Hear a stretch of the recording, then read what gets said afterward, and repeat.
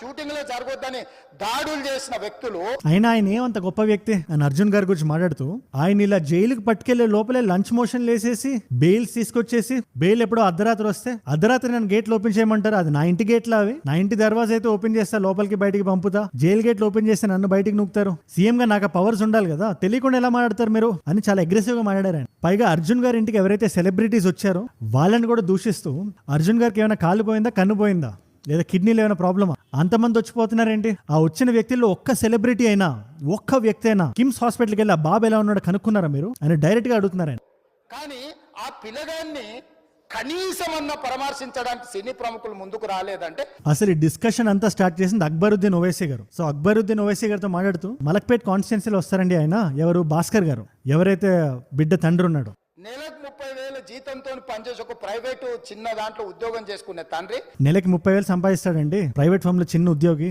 అలాంటి వ్యక్తులకి అయితే మీరు పట్టించుకోకుండా ఈ పొలిటికల్ పార్టీస్ ఆ హీరోకి ఎట్లా కొమ్ములు కాస్తారు మీరు అని అడుగుతున్నారు. మీ ఫ్రెండ్ అయితే వదిలేయాలనా? అయితే రాయిపించండి రాజ్యాంగం, పెద్ద పెద్ద అక్షరాలతో రాయండి, బడే బడే సెలబ్రిటీస్, పొలిటీషియన్స్, సూపర్ స్టార్స్ అయితే మర్డర్ చేసినా కూడా ఎటువంటి శిక్ష పడదు అని రాజ్యాంగంలో ఒక రూల్ రాయండి, నేను వదిలేస్తా. లేకపోతే నేను కుర్చీలో కూర్చున్న వరకు ఆ భాస్కర్ గారి ఫ్యామిలీకి ఏమైందో, రేవతి గారికి ఏమైందో, ఆ బిడ్డకి ఏమైందో నేనైతే చూస్తూ ఊరుకోను.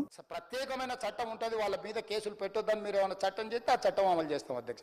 తప్పు చేసిన వాళ్ళకి శిక్ష పడేలా చేస్తాను నేను. ఆయనకి ఏం అవసరం థియేటర్కి వచ్చి అలా భార్య బిడ్డలు పోగొట్టుకోవడానికి అని చెప్పి 3,000 టికెట్ అని చెప్పి 12,000 అని చెప్పారు. నాకు ఒకసారి మీరు కన్ఫర్మ్ చేయండి, ఎందుకంటే నేను విన్న ప్రకారం టికెట్ 1,300 మాత్రమే. బట్ అసెంబ్లీలో రేవంత్ రెడ్డి గారు 3,000 అని చెప్పి एक एक टिकट 3,000 रुपए में खरीदा, वो बच्चा उनका फैन है बोल के उनके परिवार 12,000 रुपए रखकर 12,000 ఖర్చు పెట్టుకొని వెళ్ళారు ఆ ఫ్యామిలీ.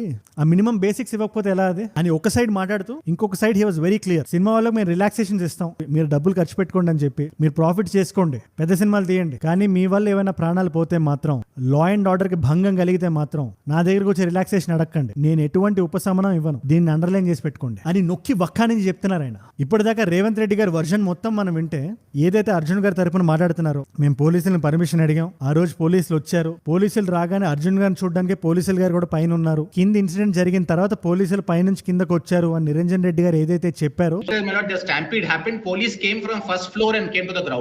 దానికి కంప్లీట్ ఆపోజిట్ ఉంది. ఈయన వర్షన్ లో ఏముంది, పోలీసులు రిజెక్ట్ చేశారు రిక్వెస్ట్ ని, ఆ ఉండే పోలీసులు మాక్సిమం ట్రై చేశారు, వాళ్ళకి తెలిసి అర్జున్ గారికి చెప్తే కూడా అర్జున్ గారు రియాక్ట్ అవ్వడం పక్కన పెడితే, ఆయన మిగిలిన సినిమా చూస్తానన్నారు, బై ఫోర్స్ ఆయన బయటకు వెళ్లాల్సి వచ్చింది, వెళ్తూ కూడా చేతులు ఊపుతూ ఆయన వెళ్ళారు, ఒక రోడ్ షో చేసినట్టు. దీంట్లో ఏది నిజం, only courts can decide. Court వారి ముందు ఎవిడెన్స్ అన్ని పెడితే ఖచ్చితంగా కోర్టు అనేది ఒక నిర్ణయం తీసుకుంటది. ఎందుకంటే ఏదైతే పోలీసులు రిజెక్ట్ చేశారో ఆ లెటర్ ఆ రోజు ప్రాసిక్యూషన్ వాళ్ళు ఎందుకు ప్రొడ్యూస్ చేయలేకపోయారు, ఆ రోజు చేస్తుంటే అల్లు అర్జున్ గారికి బెయిల్ వచ్చేది కాదు అసలు. ఆ రోజు ఆయనకి బెయిల్ రావడానికి కారణం ఒకటే, జడ్జి అడిగారు ఏదో మీరు రిజెక్ట్ చేసినట్టు ఏదైనా డాక్యుమెంట్ ఉందా అని అడిగితే ఆయన దగ్గర ఏం లేదు. Not to go to the theater, but there is no material placed by the. I will case my lord. But ఇప్పుడు ఉంది, అప్పటికి ఇప్పటికి ఏం మారింది? క్వశ్చన్ నెంబర్ 1, రేవంత్ రెడ్డి గారు చెప్పినట్టు అర్జున్ గారు గానీ, సినిమా టీం వాళ్ళు గానీ, ప్రొడ్యూసర్స్ గానీ ఆ బిడ్డను చూడడానికి ఎందుకు వెళ్ళలేదు? మీ సినిమా చూసే కదా ఆ బిడ్డకి అట్లా జరిగింది. క్వశ్చన్ నెంబర్ 2, ఈ ఇన్సిడెంట్ జరిగినట్టు అర్జున్ గారికి తెలుసా తెలీదా? అర్జున్ గారు తెలియదు అంటున్నారు, కమిషనర్ ఆఫ్ పోలీస్ ఆయనకు తెలుసు అంటున్నారు. ఈ రెండిట్లో ఏది నిజం? క్వశ్చన్ నెంబర్ 3, ఈ మూడిటికి ఆన్సర్స్ తెలియాలి, కోర్టులో నిజాలు బయటికి రావాలి, రేవతి గారికి న్యాయం జరగాలి. ఎందుకంటే ఆ బిడ్డ రేపు లేచిన తర్వాత మా అమ్మ ఎక్కడంటే సమాధానం ఎవరు చెప్తారు? ఆ పాప ఇంకా అమ్మ ఊరెళ్ళింది ఇంకా రాదు అని చెప్తుంది ఆ పాపం తేజ్ వాళ్ళ చెల్లి. ఆ బిడ్డకి సమాధానం ఎవరు చెప్తారు? అమ్మ ఎందుకు రాదంటే? రేవంత్ రెడ్డి గారు అయితే నేను ఉన్నంత వరకు లా అందరికీ సమానం అనే చెప్తున్నారు. కాకపోతే ఆ సిద్ధాంతానికి నిజంగా ఆయన కట్టుబడి ఉన్నారో, లేదా అర్జున్ గారిని ఏదైనా పొలిటికల్ వెండెట్టా మీద టార్గెట్ చేస్తున్నారో, ఇది మనందరం పరిశీలించాల్సిన విషయం. లేదు నేను సినిమా అయిపోయే వరకు ఇట్లే కూర్చుంటానని పోలీసులతో చెప్పిండని. ఫాల్స్ ఎలిగేషన్, రాంగ్ అంటే మిస్కమ్యూనికేషన్ వల్ల కూడా చాలాసార్లు జరుగుద్ది. కంట్రోల్ చేయలేము, వద్దు అని తిరస్కరించారు. ఇలా చేశాను అనేది రాంగ్ ఎలిగేషన్స్ పడేసరికి ఐఎమ్ ఫీలింగ్ ఎక్స్ట్రీమ్లీ. పోలీసులతో దురుసుగా ప్రవర్తించిండు. It's humiliating and character assassination. నేను 20 ఏళ్ళుగా నేను ఎప్పుడు ఇలాంటి ఇష్యూలో.